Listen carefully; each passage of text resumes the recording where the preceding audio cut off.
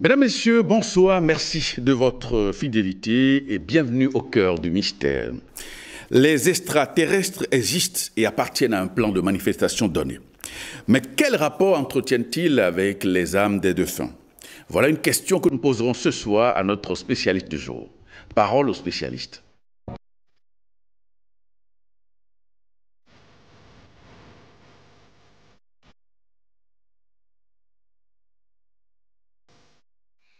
Et nous recevons ce soir Maria Dolores Sanchez. Elle est médium et psychogénéalogiste. Madame Maria Sanchez, bonsoir. Bonsoir Prosper. Et merci de venir une nouvelle fois dans notre émission. Avec plaisir. Alors, qu'est-ce que c'est qu'un extraterrestre? Eh bien, comme son nom l'indique, c'est un terrestre, mais d'ailleurs. Extra veut dire ailleurs. Donc c'est un être vivant comme nous, mais qui vit dans d'autres planètes, dans d'autres lieux. Comme sur Terre, il y a différents pays, différents continents, eh bien l'univers est chargé de planètes à l'infini.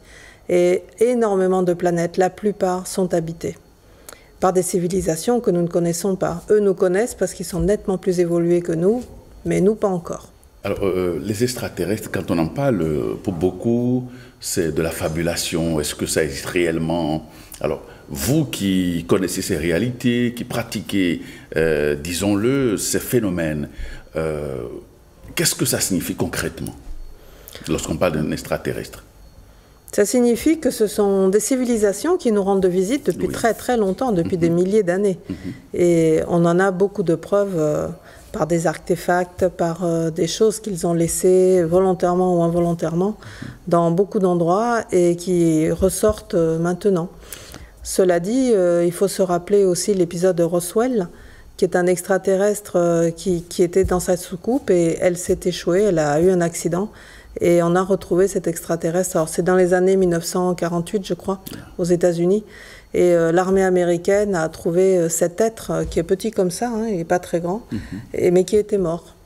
Et donc ils l'ont tout de suite amené en laboratoire pour l'examiner. Ils n'ont jamais donné, c'est secret défense, ils n'ont jamais donné le résultat de leurs investigations. Mais des comme lui, il y en a d'autres qui se sont échoués, pareil, qui ont été récupérés par les armées. Donc oui, il y a beaucoup de... Est-ce qu'on peut avoir une idée de la morphologie des extraterrestres? Eh bien, tout dépend de leur civilisation. Au même titre que nous, sur Terre, on a différentes couleurs de peau et aussi différentes morphologies. On est plus grand, on est plus petit, on est, etc., adapté au climat du lieu. Eux, c'est pareil. Dans leur planète, ils ont tous une morphologie différente. De ce que je sais, nous sommes la seule planète où il y a autant de couleurs de peau et autant de morphologies différentes. Parce que la plupart des planètes extraterrestres, elles sont monocouleurs et monomorphologie. Donc il y a vraiment la morphologie vénusienne de Vénus, la morphologie pléiadienne des Pléiades, etc. Donc il y en a des très grands, il y a des géants qui font 3 à 4 mètres de haut. Il y en a des tout petits qui font 50 cm. Il y a vraiment toutes les tailles et au niveau des couleurs, c'est pareil. La plupart du temps, généralement, la couleur de la peau est plutôt bleue, d'un bleu ciel, d'un bleu céleste. Mais bon, il y en a qui sont d'autres couleurs, ou qui vont avoir les yeux rouges, ou qui vont avoir... voilà, il y a vraiment... Et puis il y a des formes aussi différentes, des formes insectoïdes, comme des grands insectes, ou comme des mammifères, les dauphins, les baleines, voilà, ils y ressemblent. Il y a vraiment de très grandes différences. Mais ce sont des civilisations. Alors, lorsqu'on parle de l'âme, par exemple, comment définissez-vous une âme? Alors une âme, c'est l'entité, on va dire, c'est une boule d'énergie qui a une conscience, qui a sa conscience propre et qui habite un corps physique de manière temporaire. Et pourquoi habite-t-elle ce corps physique? Eh bien, c'est justement pour réaliser des missions qu'elle s'est donnée à faire. Elle doit évoluer, l'âme, du moment qu'elle est créée jusqu'à ce qu'elle revienne à la source du départ. Elle doit absolument intégrer tous les apprentissages de l'univers. C'est pas seulement de la Terre, mais c'est aussi d'autres planètes. Voilà, donc il lui faut quelques millions d'années quand même de vie successive pour arriver à tout intégrer. Donc une âme, c'est notre partie pensante à l'intérieur de notre corps. Est-ce qu'on peut parler de relations ou peut-être de liens entre les extraterrestres et les âmes, par exemple les âmes des défunts? Oui, bien entendu, c'est toujours une connexion que nous avons. Nous, on ne les perçoit pas toujours, les extraterrestres, sauf pour certains médiums qui y sont habitués. Mais de notre vivant, on peut déjà les rencontrer. Moi, j'en ai une qui sont venues dans ma chambre. Des extraterrestres. Oui, des extraterrestres. Donc j'étais très étonnée de les voir au réveil et je ne savais pas ce qu'ils faisaient là. J'en ai vu aussi il y a 3 ans alors que j'avais eu un AVC et que le camion des pompiers m'emmenait à l'hôpital de toute urgence. Ils étaient dans le camion des pompiers, ils étaient devant moi à côté des pompiers qui, eux, ne les voyaient pas. C'est ça. Et ces extraterrestres me disaient « T'inquiète pas, tout va bien, on va s'occuper de toi ». Donc quand on est médium, on peut par moment les capter. Ou alors, si c'est notre mission de reporter leur mission vers nous, là, on va les rencontrer beaucoup plus souvent. Mais leur lien avec les âmes déjà vivantes, il est constant. Et quand elles passent de l'autre côté, c'est la même chose. Il va y avoir des retrouvailles. Parce qu'ils ont une âme aussi, hein, bien sûr. Les extraterrestres. Les extraterrestres. C'est simplement qu'elles sont beaucoup plus évoluées que nous. Nous, par exemple, on est à la 3e dimension, on est en train de migrer vers la 5e dimension, qui va se faire dans les mois qui suivent. Mais eux, il y en a... La dernière dimension connue, c'est la 42e. Donc pour cela, il faut quand même quelques millions d'années. Ouais, et il y a beaucoup d'extraterrestres qui en sont à la 10e, à la 15e dimension. Clairement plus évolués que nous. Mais oui, avec une technologie incroyable, avec des capacités aussi incroyables qu'ils ont développées. Et c'est un bonheur quand on peut les rencontrer, quand c'est possible. Il y a des extraterrestres qui, de leur progrès, décident de venir sur Terre, de capturer, j'allais dire, certains humains. Pourquoi cela? Oui, alors ça arrive. Qu'il y ait ce que l'on appelle des abductions. L'abduction, c'est l'enlèvement d'un humain, d'un terrestre, par une soucoupe volante, on va dire ça comme ça, un ovni. Et dans cet ovni, il y a des laboratoires qui leur permettent de discuter avec le terrien, mais aussi de lui prélever certaines choses, du sang, de la lymphe, des ovules pour les femmes ou du sperme pour les hommes, enfin des choses parce que eux, ce qui les intéresse, c'est de créer des civilisations hybrides. C'est-à-dire mi-extraterrestres, mi-homme, mi-terrienne. Voilà. Et comme ça, ils peuvent faire évoluer la Terre. Ça dure depuis des milliers d'années plutôt, pas des millions, mais depuis des milliers d'années où ils font cela. Et il y a plusieurs médiums hein, qui ont été abductés petits, entre 6 et 8 ans, et qui ont été formés par les forces spéciales extraterrestres pour justement défendre des civilisations qui sont attaquées. Enfin bon, il y a toute une histoire que l'on voit dans des films de science-fiction. Mais pour nous, c'est de la science-fiction. Et eux, ils nous disent, on vous envoie des documentaires pour que vous vous habituiez le jour où on vous rencontrera visuellement, quoi, et où vous vous en rendrez compte. Donc tout cela est intéressant. Il y a vraiment une ambiance comme ça. Mais il n'y a pas que pour ça. Il y a aussi, on enlève certains pour leur donner un enseignement aussi, pour avancer plus vite, ou pour leur faire quelques remontrances, hein, si ça ne comporte pas bien, comme certains chefs d'État, enfin, etc. Okay. Alors, vous avez cité par exemple les Starseeds, les Walking, les Vénusiennes, les Reptiliens et les Pléiadiennes, de manière graduelle. C'est des légions ou c'est, disons-le, des hiérarchies? On peut appeler ça des hiérarchies pour ce qui est des Starseeds, des Walking, parce qu'ils appartiennent à des niveaux extraterrestres, mais à des niveaux d'évolution vraiment très très forts, très élevés. Par rapport à nous, forcément, ils nous sont supérieurs sur le plan technologique, mais aussi sur le plan spirituel. Ils ont une autre vision des choses sur le plan de l'évolution. Maintenant, il faut peut-être expliquer aux téléspectateurs ce que sont les Starseeds et les Walking. Les Starseeds, comme son nom l'indique en anglais, ce sont des poussières d'étoiles ou des étincelles d'étoiles. Donc ce sont des extraterrestres qui se sont mélangés à des terriens et qui ont demandé à naître sur Terre, dans un corps terrien. Donc là, forcément, c'est hybride. Mais pourquoi? Parce qu'ils ont une mission vraiment à remplir qui est très précise. Et pour cela, ils ont besoin d'avoir leurs acquis extraterrestres, mais dans un corps terrien. Voilà, ça c'est pour les starseeds. Maintenant pour les walk-in, c'est un concept un peu différent. Et comment ça s'explique ça? Ce sont des âmes terriennes, enfin bon, des âmes, mais quand même très évoluées sur le plan psychique, sur le plan spirituel, et qui veulent absolument continuer leur mission. Et ils n'y arrivent plus parce que le corps lui-même est fatigué, il est vieux, il est abîmé, et ils n'ont pas fini leur mission. Donc ils demandent, c'est à renaître dans un autre corps. Donc l'âme va transmigrer. Donc elle ne va pas passer par l'étape de la grossesse, de l'accouchement, etc. Rien de tout ça. Rien de tout ça. Elle passe d'un corps adulte vieux à de suite un corps beaucoup plus jeune, mais avec lequel elle va avoir peut-être encore 50 ans de plus pour pouvoir terminer sa mission. Et il y en a un qui est vraiment, moi que j'adore, parce que j'ai lu tous ses livres, il a dû en écrire, il en a écrit une encyclopédie, je ne sais pas si vous le connaissez, c'est Tuesday, l'Aube sans grand pas. C'est un lama tibétain, un lama médecin tibétain, qui est né dans les années 20 au Tibet, donc qui a fait toute sa formation. Et les lamas médecins, en fait, ils ont une autre conception de la médecine que nous. Ils étudient beaucoup l'âme, l'aura, tout ce qui précède en fait les chakras, oui, tout ce qui précède la maladie physique, en fait. Et en soignant tout ce qui est périphérique, ils vont soigner automatiquement le corps. Et lui, il avait fait toute cette formation, mais à un moment donné, en 1959, le Tibet a été envahi par la Chine.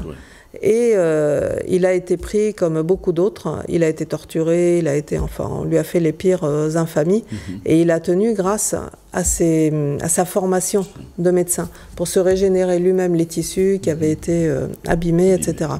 Bon, il n'empêche qu'à un moment donné, il a passé plusieurs années comme ça dans les géoles chinoises. Et à un moment donné, il a réussi à s'enfuir avec des complicités et à gagner, je vous passe le périple parce qu'il est énorme, du Tibet à l'Angleterre. Il a réussi à gagner l'Angleterre et à partir de là, il s'est établi. Et il a continué, il a écrit, il a témoigné de tout ce qu'il avait vécu. Mais à un moment donné, il n'en pouvait plus parce qu'il avait quand même le résultat de ces tortures dont les cicatrices le faisaient souffrir. Même s'il avait réussi à régénérer tous ses tissus, mais quand même. Et c'est son guide qui lui a dit, tu sais qu'il te reste ça à faire, que tu avais prévu. Est-ce que tu veux lâcher parce que tu es épuisé ou tu veux faire autrement? Il a dit non, je tiens absolument à poursuivre ma mission, mais il me faut un nouveau corps. Et alors c'est ce qui s'est passé. Son guide est le guide d'un autre homme qui avait à peu près la même stature, environ le même physique et tout, mais qui lui était complètement dépressif et voulait en finir. C'est un homme d'une quarantaine d'années. Un Anglais, il voulait se suicider, il n'en pouvait plus. Et donc le guide de cet homme et le guide de l'Aube sans grand pas se sont rencontrés. Ils se sont dit que ça pourrait être bien déjà pour l'un de libérer son corps, parce que l'âme n'en pouvait plus, et de celui-ci, le médecin lama, de continuer dans ce nouveau corps. Mais il fallait les faire mourir tous les deux.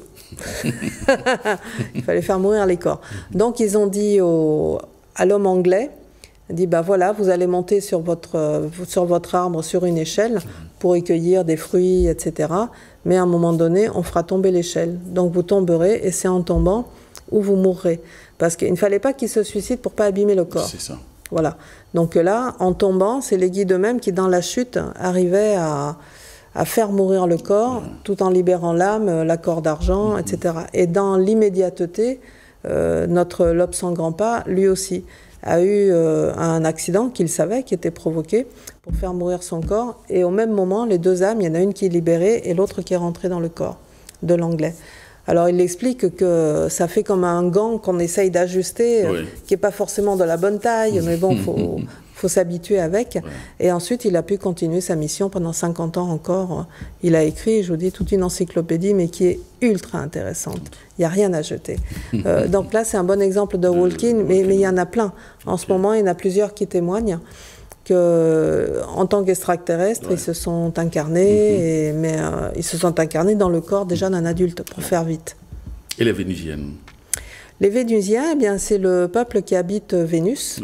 En fait, planète Vénus, la planète Vénus, et qui est un peuple vraiment plein d'amour, qui évolue par l'amour et qui transmet de l'amour pour les personnes qui ont été blessées émotionnellement et qui ont besoin de retrouver l'amour d'eux-mêmes. Donc les Vénusiens, c'est un beau peuple, même physiquement. Alors, tous la même couleur, d'accord, mais c'est vraiment un très beau peuple qui ressemble au corps humain, en légèrement plus grand, plus fin aussi. Ils n'ont pas du tout les mêmes vêtements, mais ils ressemblent et ils sont dans l'amour. Par contre, les Pléiadiens, c'est encore autre chose. C'est une constellation, les Pléiades. Hein, c'est pas qu'une seule planète. Arcturus, pareil. Les Arcturiens, pardon, sont la population qui habite Arcturus. Oui, Arcturus. Et puis, bon, il y a la Confédération Galactique qui, elle, réunit toutes les fédérations galactiques qui, elles-mêmes, réunissent toutes les planètes. Enfin, c'est immense. Oui. Ah oui, c'est immense. Ça n'a rien à voir avec la perception que nous avons du monde. Hein. C'est clair. On pense que le monde, c'est la Terre et puis ça s'arrête là, mais il y a d'autres dimensions, d'autres réalités. Oui, mais tout à fait. Comme on dit en PNL, la Terre n'est pas le territoire. La Terre. Maria, lorsque l'on parle du rapport entre les extraterrestres et les âmes de feu, est-ce qu'il arrive aux extraterrestres de faire des descentes dans le monde des morts, par exemple, pour aller voir comment ça se passe là-bas? Dans le monde des morts? Ouais. C'est-à-dire l'au-delà? Oui, l'au-delà. Oui, oui, très souvent. Comme ce sont des âmes, eux aussi, il leur arrive de mourir. Hein. Nous, on a environ 90-100 ans. De longévité, oui. Longévité, oui. De longévité, oui. Environ. Mais eux, ils peuvent aller jusqu'à... Les plus courts, je crois, c'est 500 ans en une vie. Hein. Et les plus longs, ils vont jusqu'à 5000 ans environ en une vie. Donc effectivement, ils peuvent en faire des choses et des missions et plein de missions, oui, qu'ils ont à remplir partout. Mais au moment où ils meurent, l'âme se libère de son corps et va rejoindre cet immense au-delà où se retrouvent toutes les âmes, les nôtres, les autres, nos défunts à nous. Oui, c'est des rencontres formidables. Quand on s'endort, l'âme s'échappe. Elle quitte cette lourdeur du corps et elle va dans l'au-delà. Ben, ça lui arrive de rencontrer des âmes d'extraterrestres, bien sûr, ou qui sont vivants ou qui sont décédés, et avec qui ils peuvent échanger et apprendre des choses. Et ça, c'est un enseignement qu'elles gardent quand elles regagnent leur corps au moment du réveil. Donc, vous pouvez tout à fait poser une question et avoir la réponse du spécialiste de l'autre côté à votre réveil. C'est ça. Alors, est-ce que nous autres, dans notre processus évolutif, est-ce qu'on peut devenir des extraterrestres aussi un jour? Ah, mais on le deviendra, forcément. Parce que la Terre, c'est un lieu d'apprentissage, c'est une école. Mais lorsqu'on a atteint le dernier niveau d'apprentissage, beaucoup disent on ne s'incarne plus. Si, on s'incarne, mais ailleurs, dans une planète nettement plus évoluée. Que la Terre. Pour continuer, oui, que la Terre, pour continuer notre chemin d'évolution. Donc, à un moment donné, on sera ailleurs, dans une autre planète, ça c'est sûr. La carte n'est pas le territoire. La carte n'est pas le territoire, ça signifie que le monde que je perçois de mon environnement, par exemple moi qui habite en France, c'est pas du tout le même qu'en Afrique quand je viens. C'est vraiment deux planètes très différentes. C'est une expression, et quand je change encore de pays, ou en Chine, ou au Québec, enfin tous ces endroits où je suis allée, c'est carrément encore autre chose. Donc la carte qui est la mienne habituelle n'est pas le territoire de tous. Voilà. Dans ce que je vis, les autres ne vont pas le vivre. Et c'est la même chose.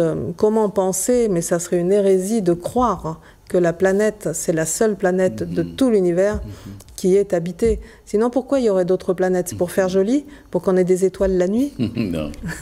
Non, ça ne tient pas la route. C'est des planètes habitées, pas des êtres d'une autre dimension. Absolument. D'une autre dimension, la plupart du temps, très évoluée. Et ce sont des dimensions qui, au fur et à mesure où elles passent un cran d'évolution, vraiment augmentent également leur bienveillance envers les autres, leur amour, parce que l'évolution, elle va par l'amour, de toute manière. Mais vous en avez d'autres aussi, des civilisations dont je n'ai pas parlé, qui sont les reptiliens, les dracos et les petits gris. Les petits gris, ces trois-là, ils sont dans les dimensions inférieures, la première ou la deuxième. Et c'est vraiment des civilisations extrêmement nocives parce qu'elles ne cherchent qu'une chose, c'est à détruire la planète où elles sont, donc du coup en envahir d'autres, asservir les populations qui sont sur cette planète pour qu'elles leur servent d'esclaves pour faire les choses et les nourrir. Donc ils se nourrissent aussi du sang de ces personnes-là, de ces populations. Les reptiliens et tout ça. Les reptiliens, les dracos, oui. Et qui, eux, sont vraiment pas beaux à voir. C'est comme des grands lézards, mais immenses, et vraiment qui ont des yeux comme ça. C'est presque des, je dirais, Des monstres? Des monstres, oui, des monstres. Et avec une force incroyable. Ils pèsent plusieurs tonnes déjà. Et ils ont une force incroyable qui fait que devant eux, on est complètement démunis. Heureusement qu'il y a les confédérations galactiques et les fédérations galactiques qui viennent au secours aussitôt. Dès qu'ils savent qu'il y a des reptiliens qui se sont posés quelque part, ou des dracos, ils savent que ça va mal se finir pour la planète, donc ils viennent au secours. Et en ce moment, c'est ce qui se passe pour la planète Terre. Donc ça veut dire que des terriens, les êtres humains qui se comportent très mal, qui traînent pas mal de karma négatifs, peuvent un jour devenir des reptiliens. Alors, en principe, s'ils sont sur Terre, ils sont plus évolués que les reptiliens. Mais je dis bien en principe parce que les reptiliens, comme ils ont absorbé aussi des planètes et qu'ils ont fait exploser, ils ont acquis cette technologie qui nous est supérieure. C'est comme ça aussi qu'ils arrivent à abducter beaucoup de gens et à vraiment en profiter. Donc ils ont une technologie nettement supérieure, mais au niveau de leur spiritualité, elle est quasiment nulle. Et oui, c'est des gens qui n'ont, enfin des gens, oui, qui n'ont aucune empathie, véritablement.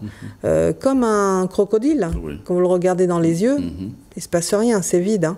Il n'a qu'une envie, c'est de vous manger. C'est clair.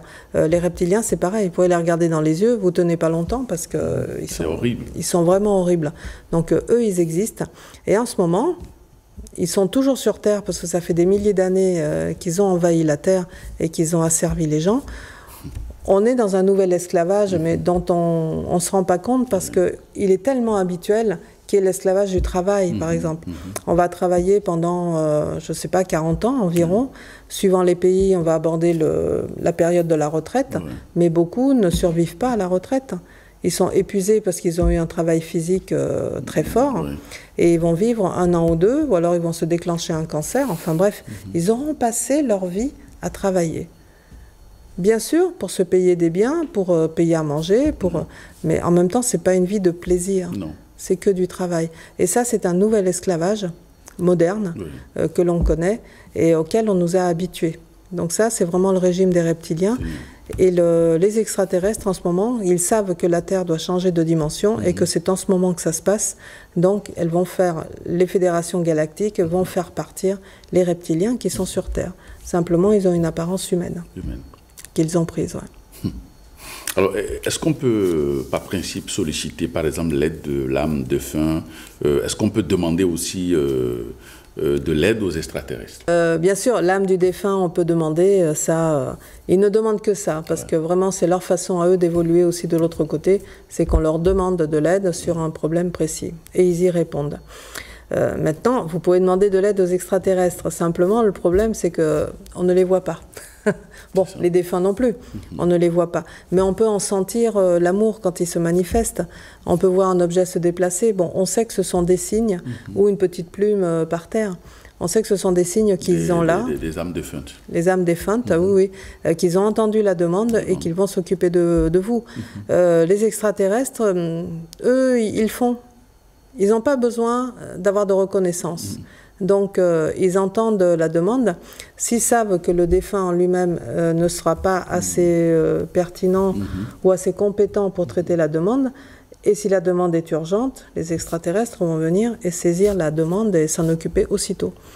Donc, c'est ce que d'autres appellent les miracles. Les miracles existent vraiment, mais c'est parce qu'il y a eu des personnes extraordinaires qui sont venues et qui nous ont arrangé le problème. Voilà. Alors, est-ce qu'il existe des contacts entre les extraterrestres et les terriens? Oui, oui, il y a beaucoup de livres, je ne sais pas si ça existe en Afrique, bien entendu, mais en Europe, en tout cas, on a beaucoup de livres qui existent depuis une 50aine d'années. Et que je lis avec bonheur parce que autant il y a 50 ans, quand on lisait ce type de livres, des gens qui avaient eu des contacts avec les extraterrestres, on les prenait pour des gentils farfelus. Vraiment. Oui, oui. Même ceux qui lisaient les livres, donc j'ai entendu ça souvent sur moi, que j'étais une gentille farfelue. Mais aujourd'hui, c'est vrai que 50 ans plus tard, bon, il y a tellement de littérature là-dessus, tellement de témoignages, des médiums qui ont voyagé. Bon, la plus connue, c'est Anne Gévaudan, et qui se définit comme un reporter de l'univers. Parce qu'elle elle voyage. Elle fait le tour du monde. Elle fait oui. Elle fait le tour de l'univers, le tour des planètes, et puis elle revient, et ensuite elle transforme tout ça en livre. Donc c'est merveilleux. Alors oui, bien sûr, il y a des contacts. Elle a des contacts côté extraterrestre qui sont extraordinaires, oui.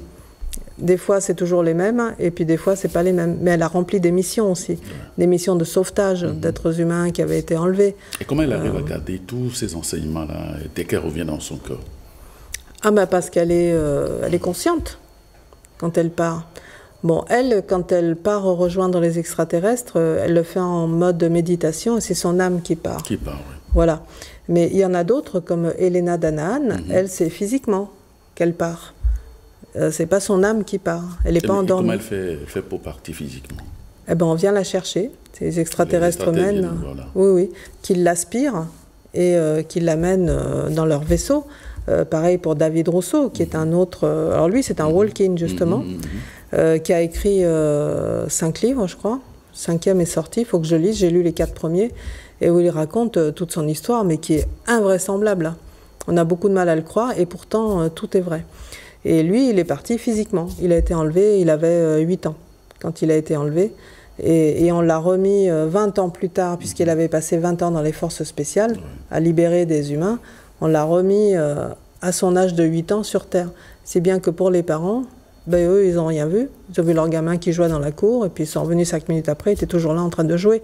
Sauf qu'il s'est passé 20 ans pour lui. Et pour le gamin, par contre, il se souvenait de tout. Donc c'est vrai que ça lui a fait bizarre. Comme dit David Rousseau, à un moment donné, il a cru qu'il avait perdu la raison. Parce qu'il avait quitté des forces spéciales adultes avec une combinaison, carapace et tout. Et d'un seul coup, il se retrouve à 8 ans, un petit gamin freluquet qui ne veut pas aller à l'école. Et c'est des choses qu'il n'a pas compris. Enfin, tout ça, il le raconte dans ses livres. Donc lui, oui, il est parti physiquement. Jean-Charles Moyen, qui est aussi un autre, qui est parti physiquement. De plus en plus, ils partent physiquement. Les extraterrestres viennent les aspirer et puis après ils les ramènent. Oui, bien comment sûr. Tout cela s'orchestre, comment tout cela se fait?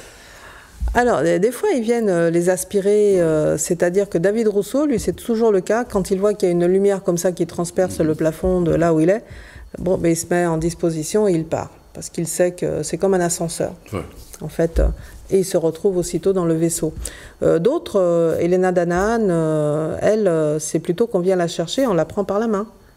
On l'amène par la main comme un enfant, et hop, physiquement. Et elle part avec eux aussitôt, elle s'envole. Jean-Charles Moyen, non, lui, il avait été, comme David Rousseau, il avait été abducté, donc aspiré par cette fameuse lumière. Donc c'est différent. Mais quand ils arrivent comme ça, ils aspirent, est-ce que sur le plan physique, on a la possibilité de les bloquer ou de les en empêcher? Est-ce qu'on peut le faire? Ça semble difficile. Hein, c'est comme un parent le matin qui traîne son gosse qui ne veut pas aller à l'école et il a beau crier, pleurer, trépigner, arriver devant la porte de l'école, c'est hop, bonne journée. Voilà, c'est un peu ça. C'est le même phénomène. C'est le même phénomène, oui. Même si vous n'avez pas envie de partir, parce que David Rousseau, il explique que par moment, la plupart du temps, c'est des extraterrestres bienveillants pour faire des missions et les remplir. Mais il y a eu d'autres fois où il a été enlevé par les petits gris ou les dracos, et là, c'était une autre affaire. C'est-à-dire qu'il a été aspiré alors qu'il ne voulait pas. Et vraiment, il freinait de ses 4 pieds, mais il a été aspiré, il est parti dans les laboratoires. Mais c'est en appelant au secours que ses amis extraterrestres sont arrivés et l'ont libéré, in extremis. Mais ça a été chaud pour lui, oui. Mais est-ce qu'il existe des extraterrestres sur la planète comme la Lune, par exemple? Alors oui, en fait, la Lune, tout le monde croit que c'est un satellite de la Terre, naturel. Simplement, tout le monde a remarqué qu'on a toujours la même face de la Lune, qui tourne autour de la Terre, et il y a une face cachée. Et la face cachée, bon, ben, elle alimente l'imaginaire. Oui, toutes les polémiques possibles. Oui. Et en fait, alors d'après Angie Vaudan et puis d'autres qui voyagent dans l'univers, c'est une base d'extraterrestres, la face cachée. Cachée. Donc ils ont construit ce satellite exprès à partir d'une pierre dégagée de la Terre, mais il y a des millions d'années, qu'ils ont façonné, un peu comme de la pâte à modeler. Ouais. Et c'est un endroit qui est stérile, évidemment, parce qu'il n'est pas fait pour y vivre, mais il est fait pour accueillir, dans la face cachée, des bases extraterrestres. Pourquoi? Parce que pour eux, c'est un moyen un peu comme une longue vue de voir sur Terre très vite s'il fallait y aller pour un danger quelconque. C'est comme ça qu'ils sont intervenus pour arrêter la centrale de Tchernobyl. Ouais. Parce que s'il l'avait laissé, vous savez que l'uranium, ça devient exponentiel, et oui, s'il l'avait laissé mourir d'elle-même, mais la planète Terre aurait explosé. Et ça, c'était pas supportable pour eux, parce qu'il y a une mission, c'est de maintenir la planète Terre en vie. Parce que si elle explose, c'est tout un engrenage qui explose aussi. Elle fait partie d'une énorme horloge cosmique, avec plein d'autres planètes, et toutes évoluent dans le même temps. La planète Terre, c'est la dernière qui traîne sur l'évolution. Donc en ce moment, il la pousse un peu. Mais il est essentiel qu'elle vive et qu'elle continue de maintenir vivants aussi ses habitants. Donc les extraterrestres sont là sur la Lune pour surveiller. Et dès qu'il y a un phénomène grave... Par exemple, dès qu'une conflagration, une guerre par exemple s'annonce, est-ce qu'ils peuvent intervenir, les extraterrestres, pour dire « allez, stop », ils peuvent le faire? Oui, ils le font déjà. Ils le font déjà auprès de certains gouvernants. C'est peut-être un scoop pour vous, mais il y a des gouvernants qui ont changé. C'est des walk-in qui ont intégré le corps et qui dirigent maintenant le pays. Mais ça, je ne pourrais pas vous dire de nom parce que c'est tenu secret, évidemment. Mais il y en a beaucoup. C'est ce qui explique aussi tous ces mouvements qu'il y a depuis 3 ans. Parce que des mouvements contradictoires. Il y a le mouvement toujours dirigé par les reptiliens qui veulent asservir les gens par la santé, par la peur, par tout un tas de menaces, en disant obéissez parce que sinon ça va mal se passer pour vous. Et l'autre mouvement qui lui est dirigé par les extraterrestres qui dit non, tout ça c'est faux, on va vous le prouver. Et ça se chambarde, mais là en ce moment ça a vraiment basculé. C'est le mouvement qui dit « vous dites faux et on a les preuves, etc. » Il est nettement supérieur maintenant sur Terre à l'autre mouvement qui dit « écoutez-nous parce que sinon ça va mal se passer pour vous ». Donc ça c'est vraiment l'action des extraterrestres qui joue. Et il y a des gouvernants, eux ils le savent, ce sont des walk-in. Ils savent très bien qu'il y a des décrets à changer, il y a des lois à changer parce qu'elles sont liberticides et ça bouge énormément. Mais la plupart du temps les extraterrestres restent anonymes. Ils ne veulent pas qu'on les voit, parce que si on les voit, qu'on les remarque, ça fiche en l'air leur mission. Ils ne peuvent pas. Donc ils agissent dans l'anonymat. Dans le secret total. Dans le secret total. Bon, vous imagineriez pas. Ça peut être un vendeur de rue, ça peut être... mais qui voit tout. Qui remarque les choses et qui rapporte. Enfin, c'est... Comme les chats, vous savez, les chats, ils sont toujours en contact avec les extraterrestres. Ils dorment beaucoup dans la journée. Oui, les chats. Les chats, oui. Ils dorment la nuit, ils vivent la nuit, mais parce que la nuit, ils surveillent tout ce qui se passe. Ils se remémorent ce qu'a fait leur humain de la maison ou les humains de la maison. Et dans la journée, ils se mettent en état de méditation et ils rapportent tout aux extraterrestres. Les chats. Les chats, oui. Les chats, c'est le meilleur ami du médium. Parce que c'est vraiment celui qui capte toutes les ondes et qui va aider. Et le chien? Alors le chien, lui, il est là pour apporter de l'amour et de la protection. Vraiment. Le chat, il protège, mais d'une autre manière. Il protège en traitant les ondes. Après, pour l'humain, ça va mieux. Alors que le chien, il va sur son humain, chose que fait moins le chat. Il y a des chats câlins, bien sûr, mais la plupart du temps, quand ils soignent, c'est autrement. Les extraterrestres sont gouvernés par quel type d'entité? Si on entre peut-être dans la dimension spirituelle, ésotérique, on peut placer les extraterrestres à quel niveau de la hiérarchie spirituelle? Au niveau de la source, c'est leur référence. La source... Ils dépendent de Dieu, les extraterrestres. Ce qu'on peut appeler Dieu, c'est-à-dire l'énergie universelle. Oui, l'énergie universelle, l'énergie divine. Mais suivant les religions, suivant les traditions, le nom va changer. Absolument. Donc c'est pour ça, oui, dans votre référence, c'est Dieu.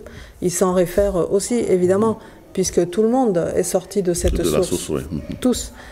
Donc la source, c'est beaucoup plus laïque comme terme, parce qu'il n'y a pas de religion de l'autre côté, ça n'existe pas. C'est l'amour, c'est l'amour, la vibration. Oui, la vibration de l'amour, c'est la seule chose qui tienne, et c'est ce qui nous fait évoluer dans la vie. Donc quand on comprend qu'il ne faut pas nuire, mais qu'au contraire, il faut aider, écouter, être empathique, là c'est forcément différent, la vie est complètement différente. Donc pour les extraterrestres, oui, eux, ils se réfèrent à la source.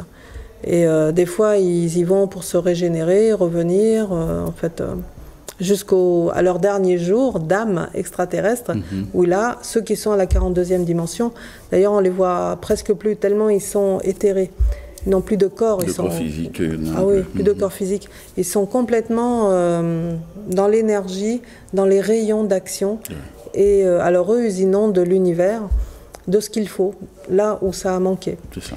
Et véritablement. Donc il n'y a plus de corps physique, donc ils ne mangent pas, ils ne boivent pas, ils font rien d'autre. Est-ce que les extraterrestres peuvent aider les âmes qui se désincarnent lorsque quelqu'un est en train de quitter son corps, l'âme est en train de partir? Est-ce que les extraterrestres peuvent aider cette âme-là qui est en train de retourner à la source? Ils ont la capacité de le faire, bien évidemment, mais les guides de chacun sont là. Très bien. Et c'est leur mission d'accueillir leurs protégés au moment du passage. Oui.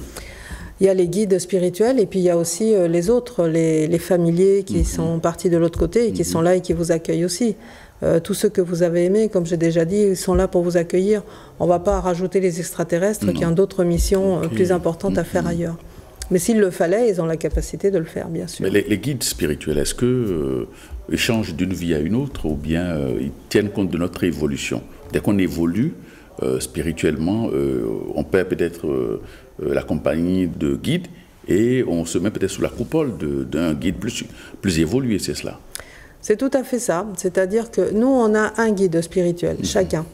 Et pour tout le monde, c'est pareil. Alors qu'eux, ils ont 3 protégés. Que les 3 soient sur la même planète ou dans des planètes différentes, peu importe. Et ils sont là pour vraiment les aider à remplir leur mission d'avant l'incarnation et à évoluer. Donc à chaque fois qu'il y en a un qui réussit toutes ses missions, c'est un satisfecit pour le guide. Mais quand il en arrive à sa 100e vie et que vraiment il a passé un grand cap, au niveau de l'âme je parle, que l'âme a passé un grand cap, voilà, ça veut dire qu'il y a une évolution certaine pour l'âme. Et pour le guide qui l'a accompagné, c'est pareil. Lui, il évolue aussi de l'autre côté. Il prend du galon. En fait. Et s'il faut que cette âme qui a très très bien évolué continue sa route avec un autre guide nettement supérieur, eh bien là, il y a un changement de guide, effectivement, qui s'opère, et on est avec un guide nettement supérieur. Et qui va rester là, pareil, une centaine d'années jusqu'au suivant, quoi. Mais les guides évoluent aussi avec nous. Donc si nous évoluons, les guides aussi évoluent. Et oui. Mais si on n'évolue pas et on stagne, les guides stagnent. Ils sont tout le temps. Donc ils n'aiment pas trop. C'est terrible.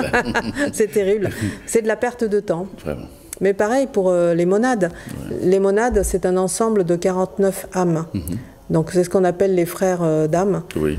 Les fraternités, les sororités aussi, mais bon, il n'y a pas de sexe de l'autre côté. Donc les monades, si vous faites partie d'une monade où, allez, on va donner une hypothèse, il y a l'âme d'un Hitler et l'âme d'une mère Teresa, évidemment, elles n'ont pas évolué de la même manière. Pas du tout. Vous n'avez pas les mêmes objectifs.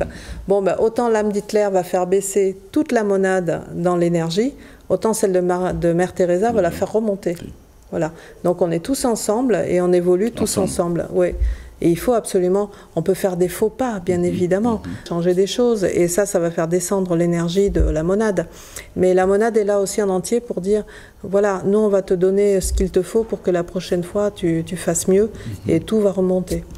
Et alors, au moment du retour, c'est-à-dire que dès que l'âme est prête à s'incarner de nouveau, est-ce que les guides essayent de l'assister, la famille dans laquelle l'âme va s'incarner, les tâches, la mission de cette âme qui s'apprête à revenir? Est-ce qu'elle bénéficie de l'assistance de ses guides en ce moment-là? Toujours. Toujours, puisque l'âme ne peut pas décider d'elle-même toute seule ce qu'elle veut faire, parce que la plupart du temps, elle a plein de missions à remplir, et elle va s'en donner plein, mais c'est le guide qui va comment dire, l'encadrer Ouais. en lui disant non, non, tu pourras pas. On sait par expérience que tu n'as que 90 ans à vivre, donc tu pourras pas. Donc laquelle de ces missions-là est la plus importante pour toi? Et on va t'aider. Bon, bah tu prends celle-ci. Alors d'après toi, dans quelle famille il y a le problème pour que tu t'incarnes? Quels sont les parents qui vont t'accueillir? Dans quelles circonstances aura lieu la conception? Parce que si tu dois travailler sur les douleurs, par exemple, de l'abandon, que tu veux travailler, ça serait peut-être judicieux pour toi d'être né d'un viol, par exemple, parce qu'aussitôt l'homme va t'abandonner. Et puis la mère, quand elle va accoucher de toi, elle va t'abandonner aussi. Mais c'est ce que tu veux, etc. Donc c'est vraiment comme ça que ça se passe. Une fois que le paysage est posé, ils vont aller trouver l'âme des parents qui vont la faire s'incarner. Et si tout le monde est d'accord, bah, ils attendent leur moment. Et lui, il va voir la conception se faire. Et à un moment donné, l'âme va descendre et va vivre sa gestation. Mais pourquoi est-ce que quand l'âme descend, elle oublie tout, elle fait comme si, bon, elle n'a jamais existé? Comment expliquer ce voile-là qui est posé? On dit qu'ici, c'est la trace de notre oubli. Parce que sinon, ben on est humain, c'est-à-dire que si on se rappelait de tout... Ça va être difficile à vivre. Une fois incarné, on n'a pas du tout envie de réaliser ce qu'on doit réaliser, parce qu'il y a beaucoup d'épreuves. Sur Terre, on avance par les épreuves. Donc, si on sait qu'on s'est mis quantité d'épreuves, on n'a pas envie de les passer. Donc, si on s'en souvenait, on ne ferait rien. Donc, il ne faut se souvenir de rien, justement, pour y aller. Et les vivre, ces épreuves, et nous faire avancer. Merci Maria Dolores Sanchez. Je rappelle que vous êtes médium et psychogénéalogiste. Vous êtes au Bénin pour des formations et des conférences. Absolument. Merci infiniment. Merci à vous. Amis téléspectateurs, merci de nous avoir suivis. Cette émission se referme. Merci de votre attention et à très bientôt.